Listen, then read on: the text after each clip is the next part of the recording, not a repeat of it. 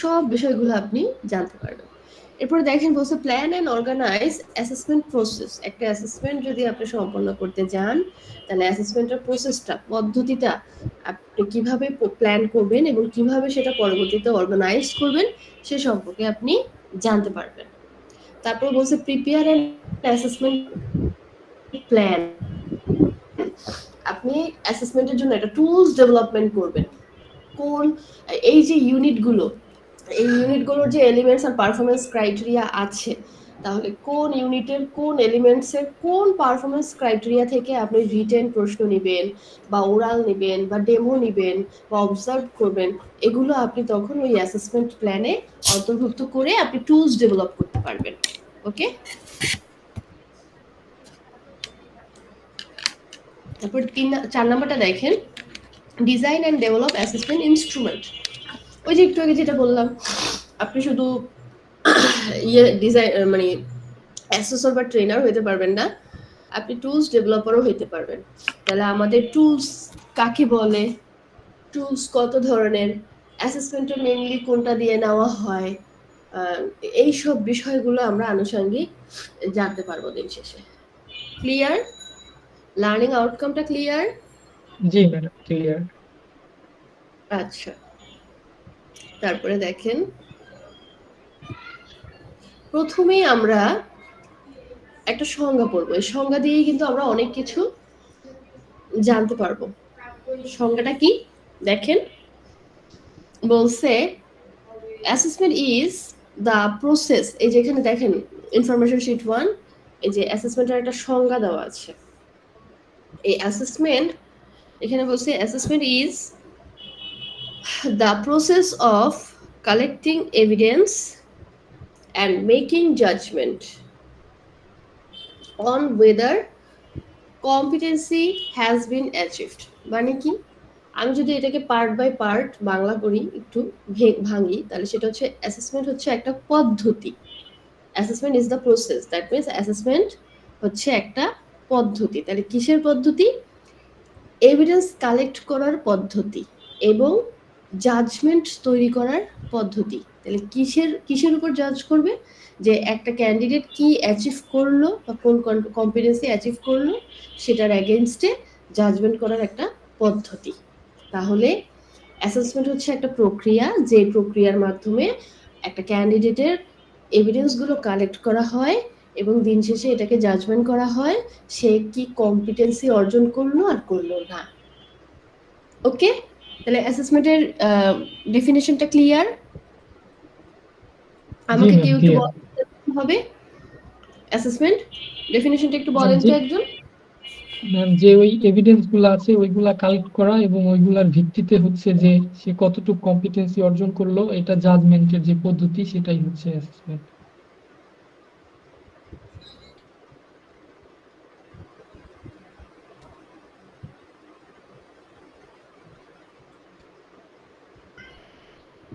হ্যাঁ, তাহলে এটা হচ্ছে একটা পদ্ধতি। কারোর কোনো সমস্যা?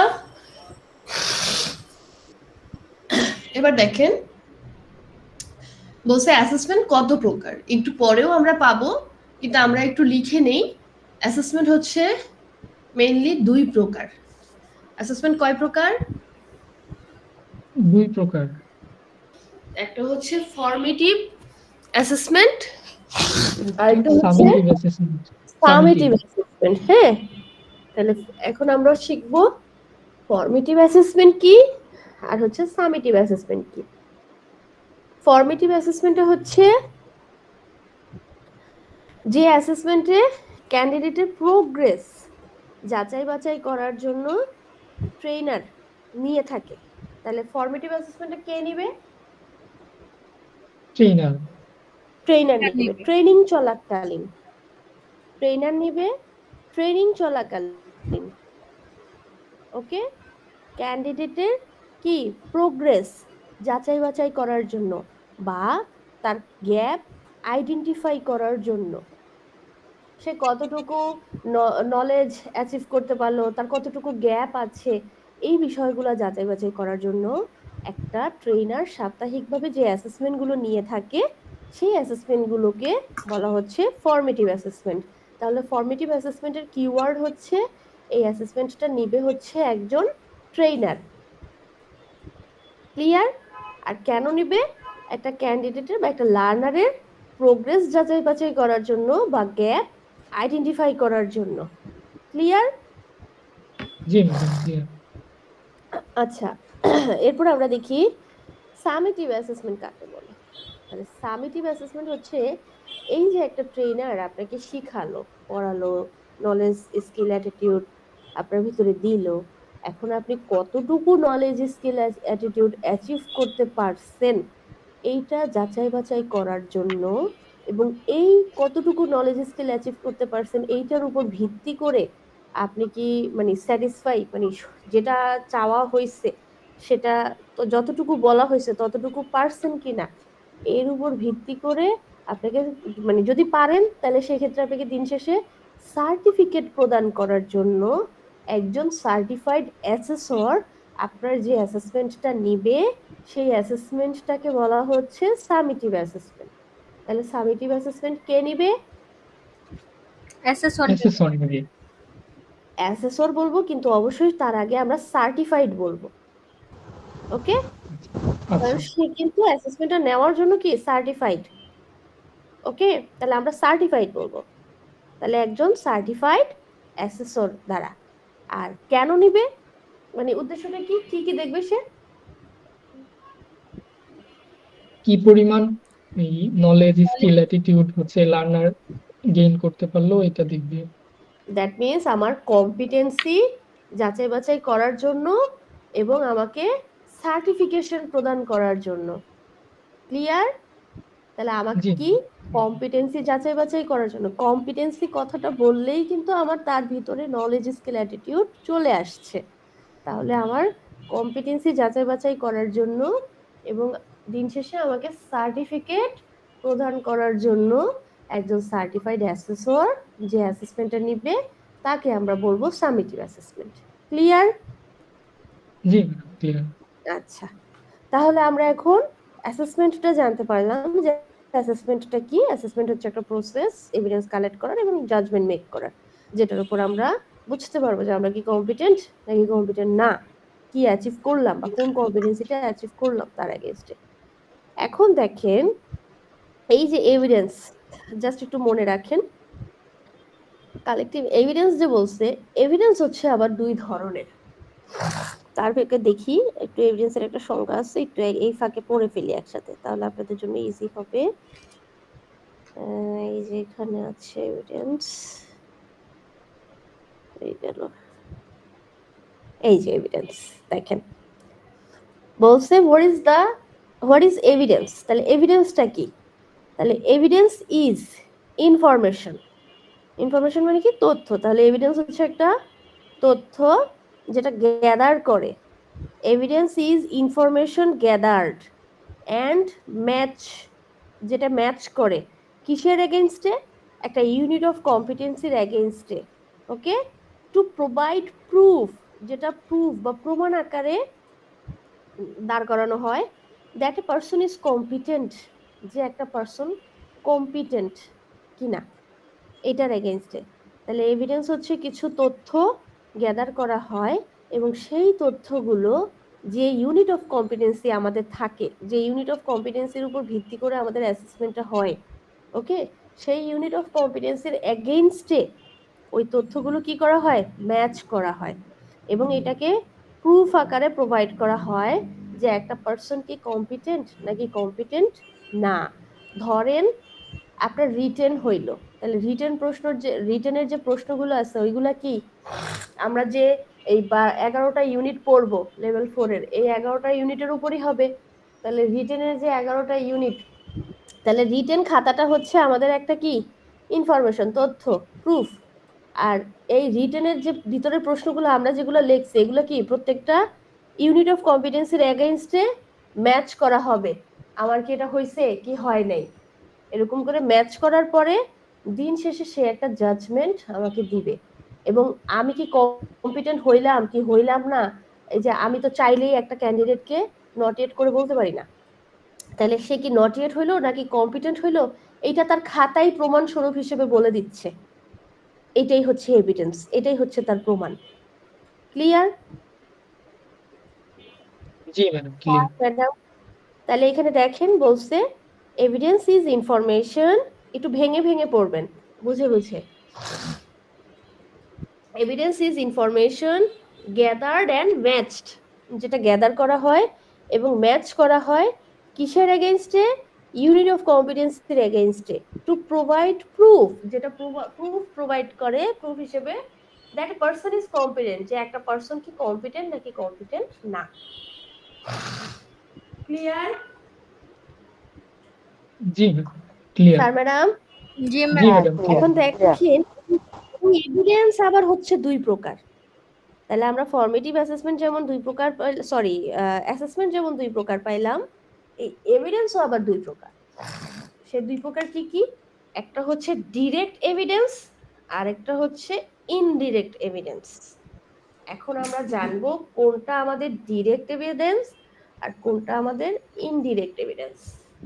যে এভিডেন্সটা একজন অ্যাসেসর কি সরাসরি অবজার্ভ করে, যেটা পুনরায় অবজার্ভ করার কোনো সুযোগ নাই, ওকে, সেই এভিডেন্সটা কি?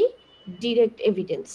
যে এভিডেন্সটা একজন অ্যাসেসর কি সরাসরি বা সামনাসামনি অবজার্ভ করে, যেটা পুনরায় অবজার্ভ করার কোনো সুযোগ নেই, ওকে, ওই এভিডেন্সটা কি? Direct evidence. সেটা কি হইতে পারে? আপনার ওরাল, একজন অ্যাসেসর ওরাল নিচ্ছে, আপনি যখন চলে গেলেন, অ্যাসেসমেন্ট শেষ হয়ে গেল, ওই ওই ওরালটাকে আবার পুনরায় কি সে নিতে পারবে বা রিভিউ করতে পারবে? না। না ম্যাডাম। ইভেন আপনি না। যখন একটা জব করতেছেন, একটা কাজ করতেছেন, একটা জব পারফর্ম করতেছেন, এখন ওই জবটা পারফর্ম করার সময় আপনি কিছু মিস্টেক করছেন বা ওই জবটা কিভাবে পারফর্ম করতেছেন এটাও দেখতেছে। তাহলে আপনি যখন চলে যাবেন, জব পারফর্ম করে শেষ করে ফেলবেন, পরবর্তীতে সে চাইলেই কি আবার ওই ওই ওই জবটা পুনরায় পারফর্ম করে আপনি দেখাইতে পারবেন বা সে দেখতে পারবে? না। তাহলে এগুলো হচ্ছে ডিরেক্ট এভিডেন্স, যেটা একজন অ্যাসেসর চাইলেও পরবর্তীতে রিভিউ করতে পারবে না। আর ইনডিরেক্ট কোনটা? ইনডিরেক্ট হচ্ছে যেটা একজন অ্যাসেসর পরবর্তীতে রিভিউ করতে পারবে। যেমন কি? যেমন তার রিটেন খাতাটা, রিটেনের যে আমরা খাতাগুলো দেই, এগুলো তো অ্যাসেসর নিয়ে যায়, তাই না? তাহলে ওই খাতাগুলো হচ্ছে গিয়ে আপনার ডিরেক্ট মানে ইনডিরেক্ট এভিডেন্স। একজন অ্যাসেসর চাইলেই পরবর্তীতে সেই খাতাগুলো কি করতে পারে? রিভিউ করতে পারবে। তারপরে ধরেন আপনার কোনো জব করাইলো, এই জবটা শেষ হয়ে গেল, তাহলে আপনার ফিনিশ প্রোডাক্টটা, জবটা শেষ হয়ে গেলে যে প্রোডাক্টটা মানে ফিনিশিং প্রোডাক্টটা থাকবে আপনার, ওই প্রোডাক্টটা সে যদি সাথে করে নিয়ে যায়, জমা দেয়, তখন ওই প্রোডাক্টটা কি করতে পারবে? সে পুনরায় রিভিউ করতে পারবে। পারবে না? জি ম্যাডাম, পারবে। তাহলে এটা হচ্ছে ইনডিরেক্ট এভিডেন্স। তাহলে আমাকে একটু বলেন তো ডিরেক্ট এভিডেন্স কোনগুলো আর ইনডিরেক্ট এভিডেন্স কোনগুলো? ডিরেক্ট এভিডেন্সটা কি বলেন তো একটু। যেটা হচ্ছে ম্যাডাম, সরাসরি অ্যাসেসর হচ্ছে অবজার্ভ করতে পারবে, যেটা চাইলেও পরে রিভিউ করতে পারবে না, যেমন অরালের জন্য যে কোশ্চেন গুলা করা হয় সেটা। আর ইনডিরেক্ট হচ্ছে যেটা চাইলে পরেও রিভিউ করতে পারবে, যেমন হচ্ছে রিটেন খাতাটা। এক্স্যাক্টলি। ক্লিয়ার? ডিরেক্ট এভিডেন্স আর ইনডিরেক্ট এভিডেন্স বুঝতে পারছি? জি ম্যাম। আচ্ছা, আল্লাহ। তারপরে দেখেন, এবার বলছে যে জাজমেন্ট। জাজমেন্ট মানে কি? মূল্যায়ন। তাহলে মূল্যায়ন কত ধরনের? মূল্যায়ন হচ্ছে দুই ধরনের, হয় আপনি কম্পিটেন্ট হবেন, না হয় আপনি নট ইয়েট কম্পিটেন্ট হবেন, ওকে। তাহলে আপনার মূল্যায়ন হচ্ছে দুই ধরনের, হয় সি না হলে এনওয়াইসি, কম্পিটেন্ট বা নট ইয়েট কম্পিটেন্ট, শেষ। তারপরে কম্পিটেন্সিটা আমরা সবাই জানি, কম্পিটেন্সি হচ্ছে একটা কম্বিনেশন, নলেজ স্কিল অ্যাটিটিউডের কম্বিনেশন একটা জব পারফর্ম করার জন্য। কম্পিটেন্সি কম্পোনেন্ট হচ্ছে তিনটা, নলেজ, স্কিল, অ্যাটিটিউড। তাহলে এই যে একটা লাইন অ্যাসেসমেন্টের সংজ্ঞা, এই সংজ্ঞা থেকে আমরা কত কিছু জানতে পারছি না? তাহলে এই লাইনটা আবার একটু কেউ সুন্দর করে ব্রিফ করেন তো, কি কি জানতে পারলাম এই লাইনটা থেকে? কেউ কি পারবেন? কোন লাইনটা থেকে ম্যাডাম? এই অ্যাসেসমেন্ট ইজ দ্য প্রসেস, এটা? হ্যাঁ। আচ্ছা,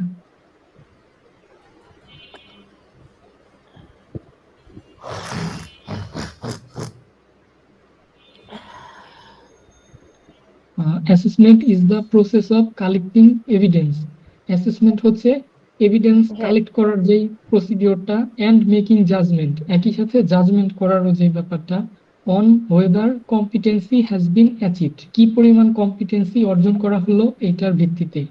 the purpose of assessment is to confirm, অ্যাসেসমেন্টের উদ্দেশ্য হচ্ছে নিশ্চিত করা, that the individual can perform the work task to the standards, মানে সে ওই স্ট্যান্ডার্ডস অনুযায়ী টাস্কটা কমপ্লিট করতে পারবে, expected in the work place, যেভাবে আর কি প্রত্যাশিত করা হয় ওই ইসিএস এর স্ট্যান্ডার্ড অনুযায়ী, as expressed in the relevant competency standards, ওই সম্পর্কিত কম্পিটেন্সি স্ট্যান্ডার্ডে যেই রকম ভাবে স্ট্যান্ডার্ডটা বলা আছে ওই অনুযায়ী সে কতটুকু পারফর্ম করতে পারবে সেটা। তারপরে এটা আরো আছে না, অ্যাসেসমেন্ট কত জি প্রকার, তারপরে এভিডেন্স কাকে বলে, জি এভিডেন্স কত প্রকার, জাজমেন্ট, কম্পিটেন্সি, এগুলো জি। সুন্দর করে বলবে। তারপরে অ্যাসেসমেন্ট হচ্ছে দুই প্রকার, একটা হচ্ছে ফর্মেটিভ অ্যাসেসমেন্ট আর একটা হচ্ছে সামেটিভ অ্যাসেসমেন্ট। ফর্মেটিভ অ্যাসেসমেন্টটা হচ্ছে ট্রেনিং চলাকালীন লার্নাররা বা ট্রেনিরা তাদের প্রোগ্রেসটা কেমন কি হচ্ছে এইটা জাজমেন্টের জন্য ট্রেনার যে অ্যাসেসমেন্টটা নিয়ে থাকে সেটা হচ্ছে ফর্মেটিভ অ্যাসেসমেন্ট। আর ট্রেনিংটা শেষে সে ওভারঅল হচ্ছে কি পরিমাণ নলেজ স্কিল অ্যাটিটিউড গ্যাদার করলো ওইটার জন্য অ্যাসেসর যেই জাজমেন্টটা করবে সেটা হচ্ছে সামেটিভ অ্যাসেসমেন্ট, এবং ওইটার উপর ভিত্তি করেই হচ্ছে সার্টিফিকেটটা ইস্যু করা হয়ে থাকে। আর এভিডেন্সের যে বিষয়টা আছে, এভিডেন্স হচ্ছে দুই প্রকার, একটা ডিরেক্ট এভিডেন্স আর একটা হচ্ছে ইনডিরেক্ট এভিডেন্স। ডিরেক্ট এভিডেন্সটা যেটা হচ্ছে ওই অ্যাসেসর সরাসরি রিভিউ করতে পারে, যেটা চাইলেও পরে হচ্ছে আর রিভিউ করার মতো অপশন থাকে না, যেমন এই ভাইভাতে হচ্ছে যেমন যেই প্রশ্নগুলো জিজ্ঞাসা করা হয় অরালে, ওইটা তো চাইলেও আর পরে রিভিউ করতে পারবে না। আর ইনডিরেক্ট এভিডেন্সে আছে হচ্ছে রিটেন খাতা বা প্র্যাকটিক্যাল যে জবগুলা থাকে ওইগুলা যে পেন ড্রাইভে করে নিয়ে যায় ওটা উনি চাইলে পরে আবার রিভিউ করে দেখতে পাবে, এটা হচ্ছে ইনডিরেক্ট এভিডেন্স। আর এইগুলার উপর ভিত্তি করে হচ্ছে দুই ধরনের জাজমেন্ট আসতে পারে, একটা হচ্ছে কম্পিটেন্ট আর একটা হচ্ছে নট ইয়েট কম্পিটেন্ট। আচ্ছা, তারপর তারপরে আর কোনটা পড়বো ম্যাডাম? কম্পিটেন্সি,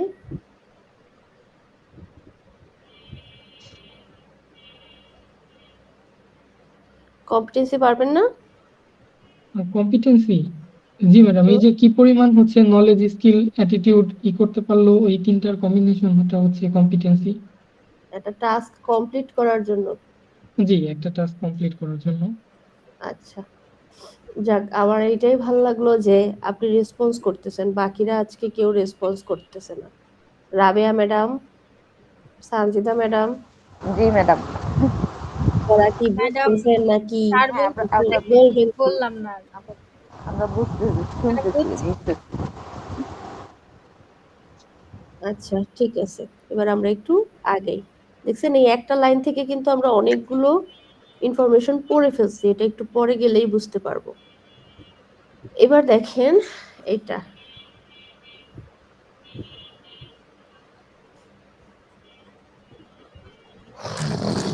দেখেন বলছে the following R characteristics of A competency based assessment. তাহলে একটা কম্পিটেন্সি বেসড অ্যাসেসমেন্টের বৈশিষ্ট্যগুলো কি কি? একটা কম্পিটেন্সি বেসড অ্যাসেসমেন্টের বৈশিষ্ট্যগুলো কি কি?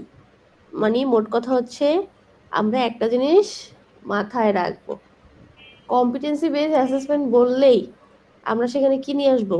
সাথে সাথে চট করে মাথায় নিয়ে আসবো নলেজ, যে স্কিলস, আমার এখানে নলেজ আছে, স্কিল আছে, অ্যাটিটিউড আছে।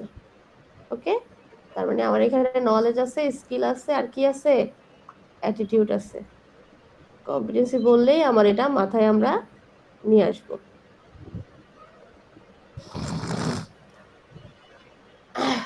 আল্লাহ। দেখেন তারপরে বলছে ফার্স্ট ক্রাইটেরিয়া কি, বৈশিষ্ট্যের ভিতরে প্রথম বলছে ইট ইজ এভিডেন্স বেসড। তাহলে কম্পিটেন্সি বেসড অ্যাসেসমেন্ট কখনোই প্রমাণ ছাড়া কোনো কিছু করে না। এই যে ওই উকিলরা, লয়াররা যারা হয়, মানে যারা জাজ থাকে, হ্যাঁ, দেখা গেছে একটা লোক আসামি না, তারপরও তার এগেনস্টে প্রমাণ আছে যে সে আসামি, তখন কি হয়, সে আসামি না হওয়া সত্ত্বেও প্রমাণ যেহেতু আছে, প্রমাণ দেখাইতে পারছে, তখন তাকে আসামি হিসেবে ঘোষণা করা হয়। আরেকটা লোক দেখা গেছে আসামি কিন্তু তার এগেনস্টে প্রমাণ নাই, তাহলে কি, তাকে খালাস করা হয়েছে। তাহলে এই যে প্রমাণ ছাড়া কি আদালত কোনোদিন কথা বলে স্যার ম্যাডামরা? না ম্যাডাম, না ম্যাডাম। এই আমাদের অ্যাসেসমেন্টটাও হচ্ছে সেম, প্রমাণ ছাড়া কোনো কথা নাই, এই এভিডেন্স ছাড়া কোনো কথা হবে না। আপনি রিটেন খাতা, আপনার একটা এভিডেন্স, আপনি ডেমনস্ট্রেশন করতে গেছেন, প্রত্যেকটা ধাপ প্রত্যেকটা স্টেপ আপনার একটা এভিডেন্স, সবকিছু আপনার এভিডেন্স। আপনি ওরাল নিতেছেন, এভিডেন্স। দেখবেন মাঝে মাঝে ওই যে অ্যাসেসররা মোবাইল দিয়ে পর্যন্ত ভিডিও করে রাখে, আপনি যে কাজগুলো করতেছেন প্রত্যেকটা কাজের ছবি তুলে রাখে, ভিডিও করে রাখে, আপনি কি করতেছেন না করতেছেন, এগুলো সব, এগুলো কি রাখতেছে, প্রমাণ। যে দিন শেষে যখন সে আপনাকে ধরেন নটিয়েট করলো বা কোনো একটা কিছু নেগেটিভ ফিডব্যাক দিল, তাহলে সে তো মানে এমনি এমনিই দিল না, তাহলে এমনি এমনি তো সে দিতে পারবে না, তাহলে দিছে যে এটার প্রমাণ কি, ওই প্রমাণগুলো তারা কালেক্ট করে তখন। ক্লিয়ার এটা? তাহলে আমাদের এই কম্পিটেন্সি বেস অ্যাসেসমেন্ট প্রথম ক্রাইটেরিয়াই হচ্ছে এটা অবশ্যই এভিডেন্স বেসড হতে হবে, এভিডেন্স ছাড়া কোনো কথা নাই। তারপরে বলছে ইট ইজ ক্রাইটেরিয়ন রেফারেন্সড, এটার একটা মানদণ্ড থাকবে। ক্রাইটেরিয়ন রেফারেন্সড বলতে ক্রাইটেরিয়া মানদণ্ড থাকবে। তাহলে আমাদের মানদণ্ড আছে না, আমাদের মানদণ্ড কি বলেন তো? সিএস। আমাদের মানদণ্ড হচ্ছে সিএস। আমরা সিএস এর উপরে কোনো কথা বলি না না ম্যাম।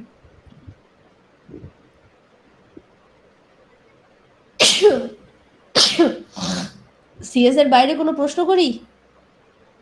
না ম্যাডাম।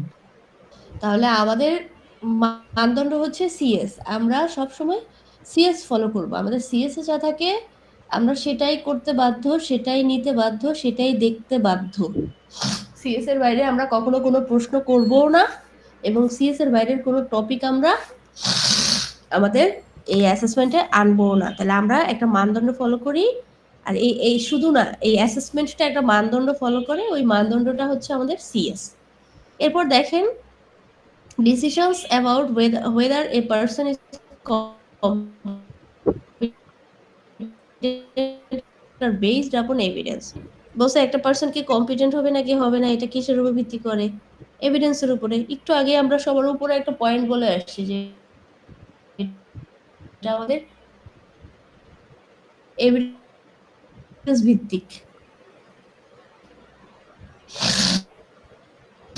তাহলে একটা পার্সন কি কম্পিটেন্ট হবে নট ইয়েট হইলেও এভিডেন্সের উপর ভিত্তি করে হবে এটা।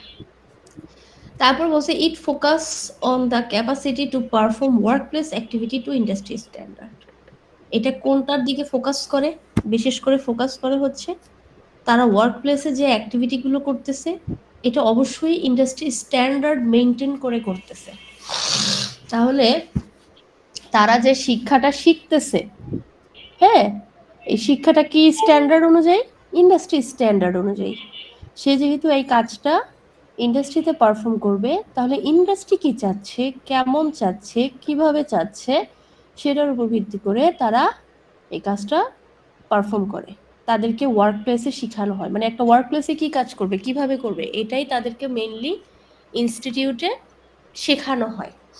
তাহলে ইনস্টিটিউটে শেখানোর ভাইবটা অবশ্যই কি থাকে, ওয়ার্ক প্লেস স্ট্যান্ডার্ড অনুযায়ী বা ইন্ডাস্ট্রি স্ট্যান্ডার্ড অনুযায়ী ওইটার উপর তারা ফোকাস করে। ওকে, তারপরে দেখেন বলছে evidence of competency may be collected over a period of time. তাহলে এই যে তারা, আমরা একটু আগেই বলছি আমাদের যে অ্যাসেসমেন্টটা এটা সম্পূর্ণ একটা এভিডেন্স বেসড। তাহলে এই যে এভিডেন্সগুলো তারা কালেক্ট করতেছে, এটা একটা নির্দিষ্ট টাইমের পর তারা কালেক্ট করতেছে। এটা একটা নির্দিষ্ট কি টাইমের পর কালেক্ট করতেছে। যেমন আপনার রিটেনের জন্য সময় হচ্ছে 1 ঘন্টা। আমি চাইলেই 5 মিনিট আগে আপনার কাছ থেকে খাতা নিয়ে নিতে পারবো না। ধরেন আপনি 2টা প্রশ্ন ফাঁকা রাখছেন, 5 মিনিট আগে হইলেও আপনার হয়তো মনে পড়তে পারে, হয়তো আপনি টাচ করতে পারতেন। তাহলে আমি কি তখন যদি আপনার কাছ থেকে খাতা নিয়ে নিই আর আপনার যদি 2টা প্রশ্ন মানে না করতে পারেন, তাহলে আপনার কি কম্পিটেন্সিটা ফুলফিল হইল? হইল না। তাহলে একটা গ্যাপ রয়ে গেল না? যার কারণে বলা হয়েছে আপনার যেটার জন্য যেই সময় ঠিক সেইটা সেই সময়ের পরই আপনার করতে হবে। আগেও করা যাবে না, পরেও করা যাবে না। ক্লিয়ার? আপনার রিটেনের বলছে আপনার রিটেনের যে এভিডেন্সটা, রিটেনের যে প্রশ্ন বা ইয়াটা, ওটা 1 ঘন্টা রিটেনের সময়, ওই 1 ঘন্টার পরই আপনি খাতাটা তাদের কাছ থেকে নিতে পারবেন। আপনার জবের জন্য সময় 4 ঘন্টা বা 5 ঘন্টা। তাহলে আপনি ঠিক 4 ঘন্টা বা 5 ঘন্টা পরেই আপনি কি করতে পারবেন? এটা কালেক্ট করতে পারবেন। 4 ঘন্টা বা 5 ঘন্টার পরেই আপনি ওটা নিতে পারবেন। আপনি চাইলেই আধা ঘন্টা কমায় দিয়া নিতে পারবেন না বা বাড়ায় দিয়া নিতে পারবেন না। যেটার জন্য যেই সময় আপনাকে সেটা মেনটেন করেই ওই এভিডেন্সগুলো ওই সময়ের মধ্যেই কালেক্ট করতে হবে। এটা তারপর বলছি it ensures that the assessor judgment of attainment of competencies are reliable. এটা অবশ্যই মানে এনশিওর করে যে অ্যাসেসমেন্টের যে অ্যাসেসরের যে জাজমেন্টটা হবে এটা অবশ্যই রিলায়েবল, বিশ্বাসযোগ্য। এটা কখনোই কি ওই যে ইয়ে হবে না, দুর্নীতি এগুলোর মতো হবে না। ক্লিয়ার? জি ম্যাডাম, ক্লিয়ার। জি আচ্ছা,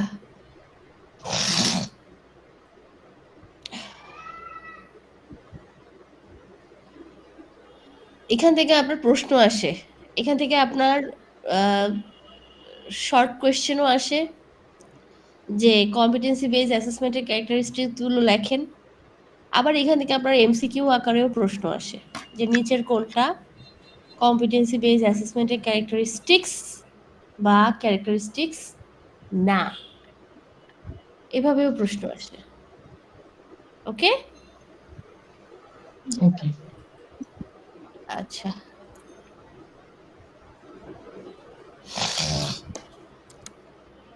দাঁড়ান স্ক্রিন মেবি চলে গেছে।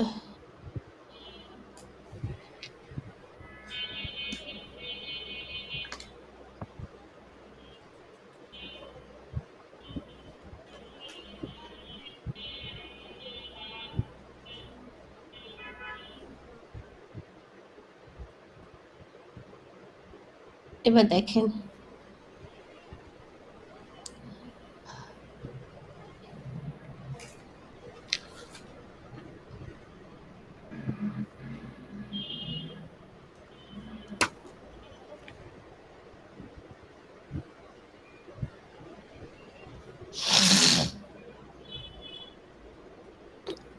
দেখেন এখানে কি বলছে, to design competency based assessment for a unit or whole qualification you should follow the steps outlined below.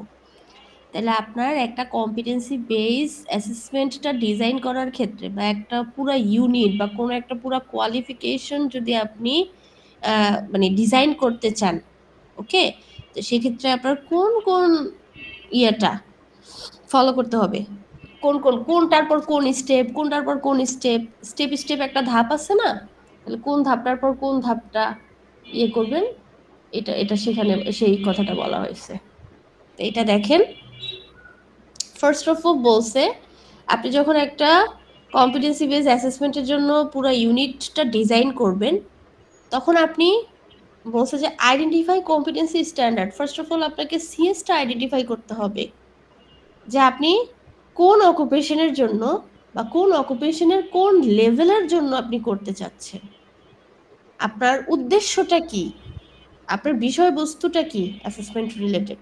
এখানে দেখেন বলছে যে অ্যান্ড কনফার্ম পারপোজ হচ্ছে উদ্দেশ্য। এই যে আপনি ফার্স্ট অফ অল সিএসটা আইডেন্টিফাই করবেন যে কোন অকুপেশনের জন্য, কোন লেভেলের জন্য, এবং এটার উদ্দেশ্যটা কি, এটা কোন কোন বিষয়গুলো কভার করবে, কোন কোন প্রসঙ্গগুলো এই অ্যাসেসমেন্টে থাকবে, এই বিষয়টা আপনাকে আগে আইডেন্টিফাই করতে হবে।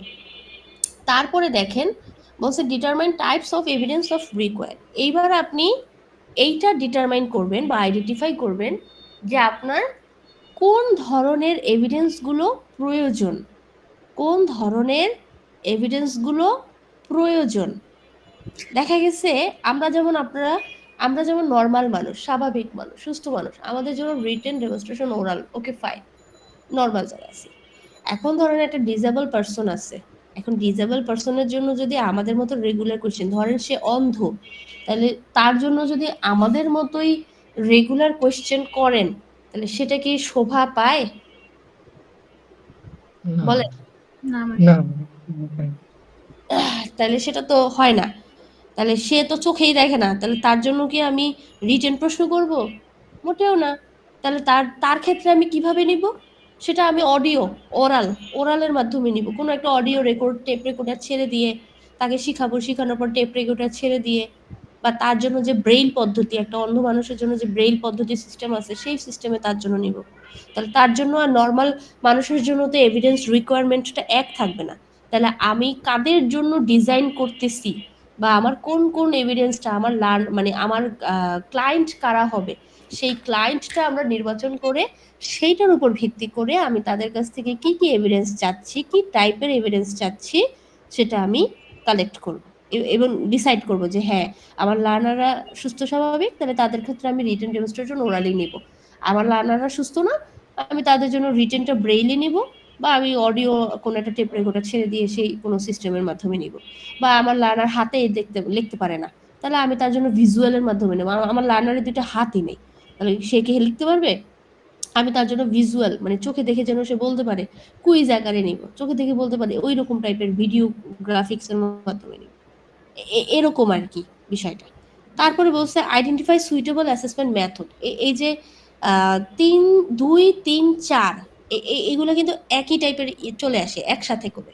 তাহলে আমি আগে ক্লায়েন্ট আইডেন্টিফাই করার পরে কোন এভিডেন্সগুলো আমার প্রয়োজন, অ্যাসেসমেন্টের মেথডগুলো কি হবে, কোন ইনস্ট্রুমেন্টগুলো দিয়ে হবে, কোন ম্যাটেরিয়ালস, কোন রিসোর্স, কোন ইকুইপমেন্ট দিয়ে হবে, এগুলো সব আমি আইডেন্টিফাই করব তখন। ক্লিয়ার? জি clear।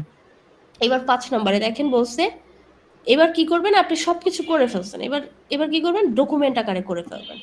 এবার document all the above in an assessment plan. এই যে আপনি যা যা নির্বাচন করছেন, আইডেন্টিফাই করছেন, এবার সবগুলো একটা অ্যাসেসমেন্টের প্ল্যানের মধ্যে ডকুমেন্ট আকারে অন্তর্ভুক্ত করে ফেলবেন এবং স্টেক হোল্ডারদের কাছ থেকে এনডোর্সমেন্ট মানে অনুমোদনের জন্য পাঠিয়ে দিবেন। এবার সেখান থেকে যখন এই বিষয়গুলো সবগুলো অনুমোদন আকারে চলে আসবে, তখনই আপনি কি করবেন, প্রশ্নপাতি বা রিলিভেন্ট যে অ্যাসেসমেন্ট আপনি যে যে বিষয়গুলোর জন্য বলছেন, তারপরে অনুমোদন চলে আসলে এরপর আপনি অ্যাসেসমেন্টের জন্য ইনস্ট্রুমেন্ট বা আদার্স যে ডকুমেন্টগুলো লাগবে সেগুলো আপনি ডেভেলপ করা স্টার্ট করে দেবেন। ঠিক আছে? এই হচ্ছে একটা ওভারঅল ইউনিটের আউটলাইন বাই স্টেপস। এভাবে ফলো করে আমরা একটা হোল কোয়ালিফিকেশন বা হোল ইউনিট কম্পিটেন্সি বেস অ্যাসেসমেন্টের জন্য আমরা ডিজাইন করতে পারি এভাবে করে। ক্লিয়ার? জি ম্যাডাম ক্লিয়ার। ম্যাম আচ্ছা, এই একটা পাতার ভিতরে কত কিছু পড়ছেন খেয়াল করতে পারছেন? জি ম্যাম, খুব ইম্পর্টেন্ট। এবার দেখেন পরেই চলে আসছে কনটেক্সট অফ অ্যাসেসমেন্ট। কনটেক্সট কথার মানে কি? এটা হচ্ছে প্রসঙ্গ। কিসের প্রসঙ্গ? অ্যাসেসমেন্টের প্রসঙ্গ। আমি যদি একদম মানে বাংলা ভাষায় বলি, শুদ্ধ বাংলায়, যে একটা অ্যাসেসমেন্টের শুরু থেকে শেষ পর্যন্ত যাবতীয় যে যে কাজগুলো হবে সেগুলো প্রত্যেকটাই অ্যাসেসমেন্টের প্রসঙ্গ। যদি আরো ডিফাইন করে বলি যে অ্যাসেসমেন্টটা কে নিবে, মানে কি দিয়ে নিবে, কোন টুলস, ইকুইপমেন্ট, ম্যাটেরিয়ালস দিয়ে নিবে, ক্যান্ডিডেট কারা হবে, অ্যাসেসর কারা হবে, তারপরে কোন জায়গায় নিবে, কোন সময়ে নিবে, বুঝতে পারছেন? তারপরে হচ্ছে গিয়ে কি কি মেথডে নিবে, কোন মেথডে নিবে, মোট কথা যাবতীয় যা আছে সব কিছুই আপনার কোন উদ্দেশ্যে নিবে এগুলো মানে যাবতীয় যা আছে সবগুলাই আপনার এই কনটেক্সট অফ অ্যাসেসমেন্টের আন্ডারে পড়ে। এখানে কি বাথরুম কয়টা আছে, তারপরে ফিমেল ওই যে মেল ফিমেলদের জন্য আলাদা ওয়াশরুম আছে কিনা, এক্সিট ওয়ে আছে কিনা, এগুলোও আপনার তখন ওই প্রসঙ্গের ভিতরে চলে আসবে। মোট কথা অ্যাসেসমেন্টের সেন্টারে ঢোকার পর থেকে যাবতীয় ওই যে তার পরিচয় দেওয়া থেকে শুরু করে একদম কার্ডস দেওয়া পর্যন্ত যে যে কাজগুলা করবে এবং যে যে বিষয়গুলা ওই অ্যাসেসমেন্টের সাথে সম্পৃক্ত ওইগুলো সবগুলাই কি হবে এই কনটেক্সট অফ অ্যাসেসমেন্টের অন্তর্ভুক্ত হবে, সবগুলাই। কিন্তু এখানে তারপরও কয়েকটা দেওয়া আছে। এখন এটাকে যদি আপনার সংজ্ঞা আকারে বলতে বলে তখন আপনি এই যে পার্পেল করা এই লাইনটুকু বলে দিতে হবে যে the context of assessment is the environment or setting, তাহলে এটা হচ্ছে একটা পরিবেশ বা একটা setting in which the assessment activity take place, তার মানে যেখানে অ্যাসেসমেন্টের যে অ্যাক্টিভিটিগুলো আছে সেটা কি হবে। তাহলে এটা হচ্ছে একটা সেটিং বা এনভায়রনমেন্ট যেখানে অ্যাসেসমেন্টের অ্যাক্টিভিটিগুলো হবে। ক্লিয়ার? জি ম্যাম। জি জি। আচ্ছা, তাহলে এখানে বলছে the context of assessment include the following, তাহলে কনটেক্সট অফ অ্যাসেসমেন্টের ভিতরে কি কি ইনক্লুড থাকবে? এটা ইনক্লুড থাকবে হচ্ছে ফিজিক্যাল সেটিং, যে অ্যাসেসমেন্টটা কোথায় হবে, ওই যে বলছি একটু আগে। তারপরে টুলস ইকুইপমেন্ট অ্যান্ড ফ্যাসিলিটিস, কি দিয়ে হবে, কোন টুলস দিয়ে ইকুইপমেন্ট দিয়ে এবং ফ্যাসিলিটিসগুলো আদার্স কি কি থাকবে, কোন ম্যাটেরিয়ালস দিয়ে হবে, এই যে পারপোজ অফ অ্যাসেসমেন্ট কোন উদ্দেশ্যে হবে, এই সবগুলাই কি থাকবে কনটেক্সট অফ অ্যাসেসমেন্টের অন্তর্ভুক্ত থাকবে। তাহলে আপনাকে প্রশ্ন করতে পারে যে কনটেক্সট অফ অ্যাসেসমেন্ট কি বা কনটেক্সট অফ অ্যাসেসমেন্টের ভিতরে কোন কোন বিষয়গুলো অন্তর্ভুক্ত থাকে, তখন আপনাকে শুধু এই যে অন্তর্ভুক্ত যখন থাকে তখন এই যে ফিজিক্যাল সেটিং, টুলস ইকুইপমেন্ট এই ছোট ছোট করে এগুলো বলে দিতে হবে। ক্লিয়ার? জি ম্যাম। হ্যাঁ জি ম্যাম। আচ্ছা, আমি আজকের জন্য এইটুকু রাখতে চাচ্ছি, কারো কি কোনো সমস্যা আছে? না ম্যাম। না ম্যাডাম সমস্যা নেই। না ম্যাম। আচ্ছা, তাহলে আমরা এইটুকু আমরা একটু সুন্দর করে পড়ে আসব এবং আমাদের হোমওয়ার্কের ইয়েটা কিন্তু কমে গেছে।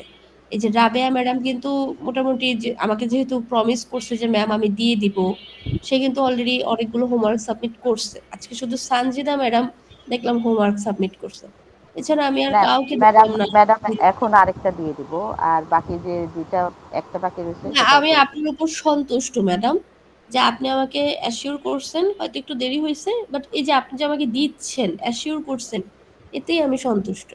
ম্যাডাম এটা যদি আমি কমপ্লিট না করি তাহলে তো আমার নিজেরই পড়াশোনায় গ্যাপ হয়ে যায়। আমি তো বুঝতে পারছি এক্স্যাক্টলি, ইভেন আপনারই লস, এই যে এত কষ্ট করে হ্যাঁ। আসছেন, এই যে এত পড়াশোনা করছি।